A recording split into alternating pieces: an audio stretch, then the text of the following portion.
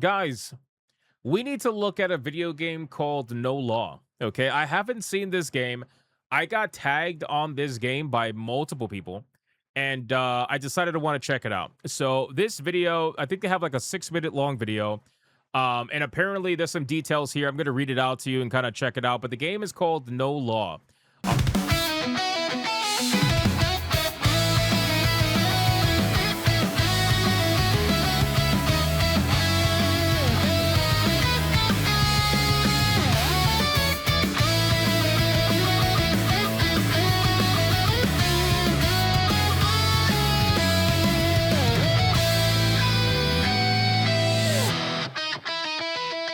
Thank you so much for watching this video, and if you guys want to see more content like this, make sure to hit that subscribe button and join me every single day, 9 p.m. over on the main channel, where you can catch me live every single day, 9 p.m. Eastern. I hope to see every single one of you there. Now back to the main video. All right, this is a brand new look at the game. It's a first-person, apparently story-rich cyber noir shooter, which was revealed at the State of Unreal. Now, I haven't seen the State of Unreal, so I'm not really sure. Yeah, the game is called No Law. All right. So I'm going to read some of the highlights about it, and then we're going to get into the video. So first things first, it says more objects in any given frame than in the entirety of their last game, The Ascent. Never played The Ascent, so really not sure about that. Their goal is to balance extreme detail with stability and performance. They prioritize density over scale. No invisible walls and no loading. That's going to be interesting. Full dynamic day and night weather system. Players can shoot out street lamps. NPCs react to the darkness. NPC density and types change based on the time of day, weather, location. Over 3,000 characters simulated at any given time. Uses meta-human to generate and bring to life thousands of variations of characters to all be unique. And particles move based on player actions. An example, shooting something or throwing a grenade and the environment reacts. Smoke lingers, embers drift, broken glass stays where it falls. Okay, so let's check out this trailer and see what this game is about. It's called No Law. Never seen this before, but I kept getting tagged on this, kept getting messaged on this. So let's check it out and see if this is any sort of interesting. Let's see. Immersive first-person shooter set in the unregulated city of Port Desire. We knew that our best starting point would be building a game around the core feature set of Unreal 5, because a small team like ours needs to work with the engine, not against it. We realized early on that out of the box wouldn't be enough. We had to push beyond the defaults and build our own workflow inside UE5 to make the world we wanted. We're proud of what we did with The Ascent, and No Law is the next step in that same approach. Our constraint was specific. We didn't want all of this is supposed to supposedly be in engine or in game or whatever. So everything you're seeing is supposedly in game. But again, we know like that doesn't really mean much these days, because we've caught so many studios faking their fucking gameplay. But not saying they're doing it. I'm just saying, like, you know, in-game doesn't really mean much anymore. At this point, we kind of have to wait for it actually to release to believe it. But we can still judge the trailer and get an idea anyway. A city that feels lived in at every scale, where every corner carries history. Didn't I talk about this game before? I don't remember. If I did, I don't remember. But at this point, this is a brand new 6-minute video showcase. So even if I did talk about this before, I still want to see what they got to offer at this point. Port Desire is shaped by human clutter, cramped market alleys, layered graffiti, worn stickers on electrical boxes, spaces that feel touched and retouched by the people that live there. Our goal was to tell a story with every frame, from a messy apartment where characters go about their lives to the skyline of the city. I see what they mean by density, but again, this is like cutscenes though. That ambition came with real challenges. We wanted extreme detail everywhere, but we also needed stability and performance without hand optimizing each location. I see a lot of you guys comparing it to Cyberpunk 2077. Yeah, I mean, I could see the resemblance, For us, obviously. The answer wasn't a single system, but a shift in how we built the world. We prioritized density over scale, and we built a pipeline that let artists handcraft spaces without constantly stripping detail back and without relying on procedural generation. You know, I'm actually glad that they're focusing on density versus scale, because too many times do we get open world video games that feel extremely empty or don't feel alive, and I would rather a smaller, more focused, smaller scale kind of world versus a massive open world with like no detail to it. You know what I'm saying? That's what made Crimson Desert so interesting to me, because Crimson Desert was such a massive fucking world, but the world actually felt alive. The amount of secrets that were in the world, the amount of things that you could discover, it was insane. The scale was massive, but the detail was also massive, right? So that's what, like, you don't normally get that. Normally you sacrifice one over the other. But in this scenario, if you cannot do large scale and large amount of detail, I would rather you do smaller scale, more detail. That's me personally. Maybe there are other people out there that would rather the opposite, but I prefer this, you know? Nanite is what made that approach viable. You still haven't It finished lets us Crimson keep Desert? high Most level people haven't, so detail don't worry across about it. surfaces without treating every asset as a trade-off between fidelity and performance. Our custom implementation of FastGeo in combination with the world partition system enables a seamless experience that never breaks. It allows us to have details in every nook and cranny and tell a million small stories. In fact, we have more objects in any given frame than the entirety of the ascent. With this workflow, we can preserve detail and density. I have not, Sonia. I have from not. The smallest bolt on a freighter. I'm still to on the chapter city as a 7. whole, with no invisible walls and no loading. We build tools inside Unreal. You know what's crazy? If you go back and if you pay attention to the houses or the apartments, right? Pay attention. In every corner, from the smallest You can bolt on a literally see the freighter flickering. to the city as a whole, with You no can see- invisible walls You can see the texture flickering in like some of the windows and stuff as the camera zooms out. and no loading. Look over here. You can see it here too. We build tools inside Unreal to help. Let me go back. Corner, You can from see the it right smallest here. bolt on a freighter Here. to the city as a whole, Flickering, with like, no over invisible here. walls and no loading. Right there. You see? We build tools inside Unreal Interesting. to help our artists handcraft the entire city. Maybe it is alley real. by alley, building by building, block by block. To show Port Desire's full range as an urban city overrun with vegetation, we needed dynamic lighting. From the cozy, lush midday sun to They're the basically darkest and most John D. They're dangerous basically alleys, talking we about needed technical bright neon aspects, lights. lighting and all that. The challenge was maintaining a fully dynamic day-night and weather system without unpredictable. Oh, frame that times. looks wow, that looks Lumen good. Okay, gives the wait, go back. foundation for fully dynamic lighting. Wait, go And back. megalights Go alleys back. where even the That looked bright really light good. does not The reach. nighttime The shot looked challenge really was good. Hold maintaining on. a fully dynamic day-night and weather system without unpredictable frame times. Bro, that looks so good, man. I hope this is real. I hope it's not bullshit because that looks actually really, really good. I mean, look at that. Look at that distance. Again, I don't know if you could explore all of that, but it looks really, really good. Really good. Let me just check it one more time. So that's like a dust storm kind of environment. Fully dynamic day-night You got daytime, just regular daytime. Kind of looks like it was raining. weather system without Okay, this is rain and wind. You can kind of see the rain and wind. unpredictable frame times. And then nighttime. Lumen Very nice. gives the foundation for fully dynamic lighting, and megalights that our artists focus on the believability of the space instead of tuning every single light Blade source. Runner vibes a little bit. Every believable space needs dozens or hundreds of individual light sources. From the smallest blinking Can I get a Blade Runner game like this? Is that too much to ask for? Can I get a Blade Runner game? You know, I've always been saying that for I don't even know how long now, ever since I had my channel. Like, can I just get a fucking Blade Runner game that looks like this?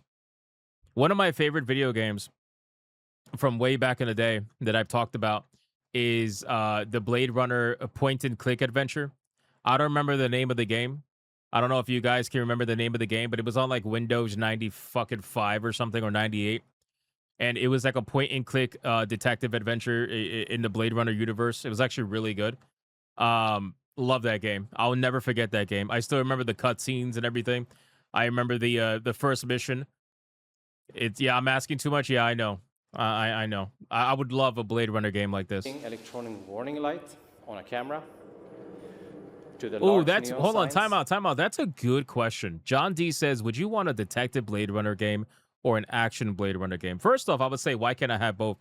But if I can't have both, I'll be honest with you. I think I would go more detective. I think I would go like 70-30. Like 70 detective, 30 action. If I wouldn't want to, like, you can't get rid of action in Blade Runner. Like, action exists in Blade Runner, but like, if I had to choose one or the other more, I would probably, depending on how they did the detectiveness, I would probably go with that more. But chances are they would probably do the action better than they would do the detective, just because I feel like the action's easier to do, you know. But I would really like that.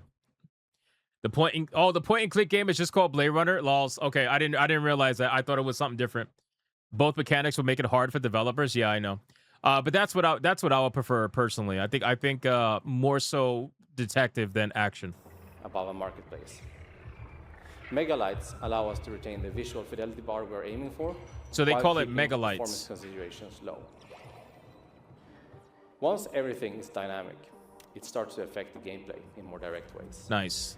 Players can shoot out a street lamp, flood a space with a flashlight, or they can leave an area in darkness and have the AI NPCs react. All to right, light now we're starting to see some shit. Come on.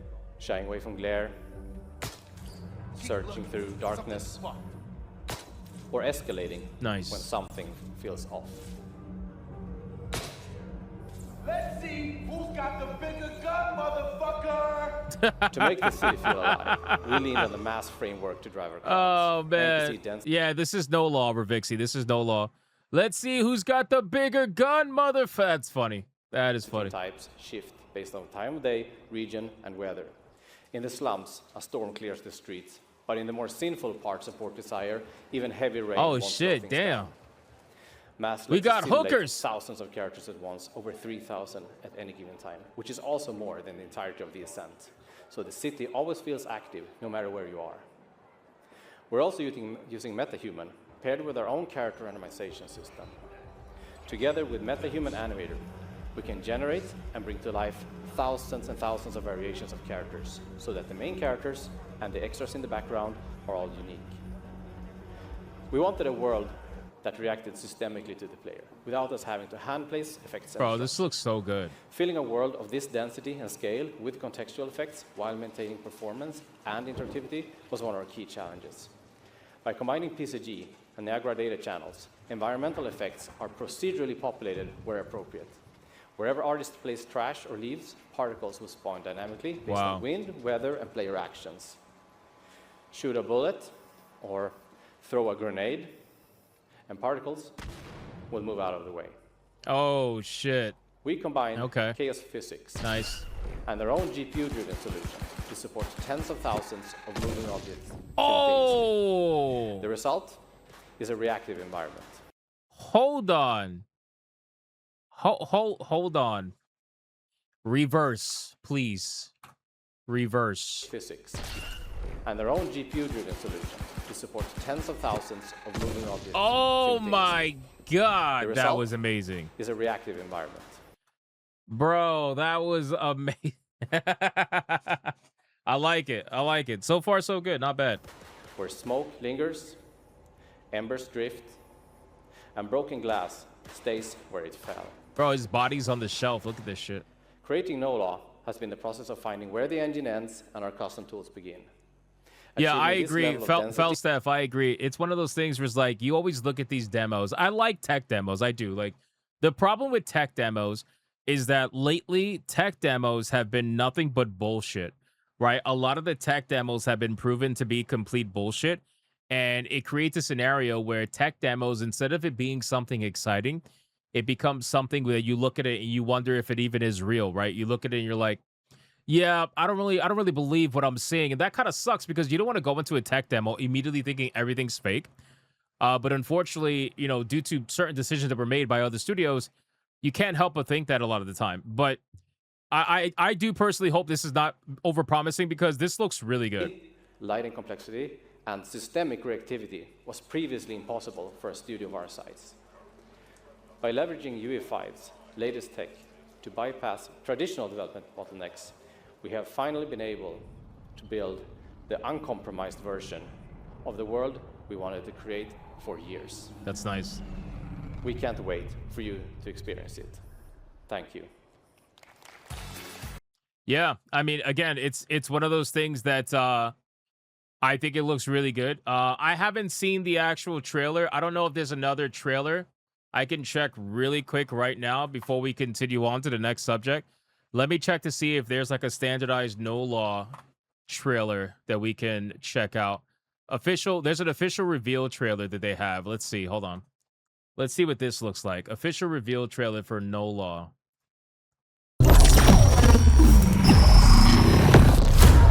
Port Desire.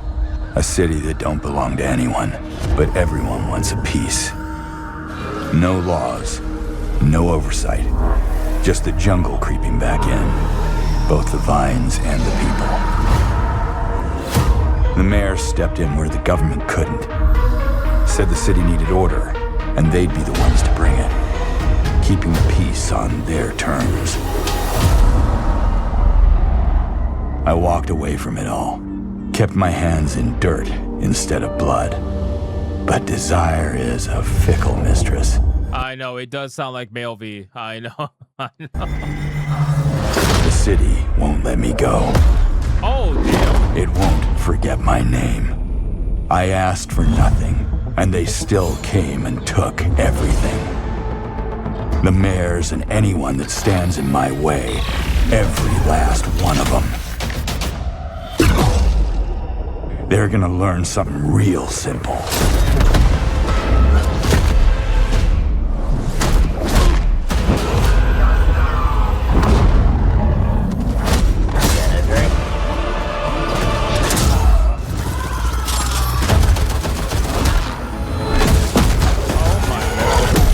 You reap what you sow. Yeah, bro.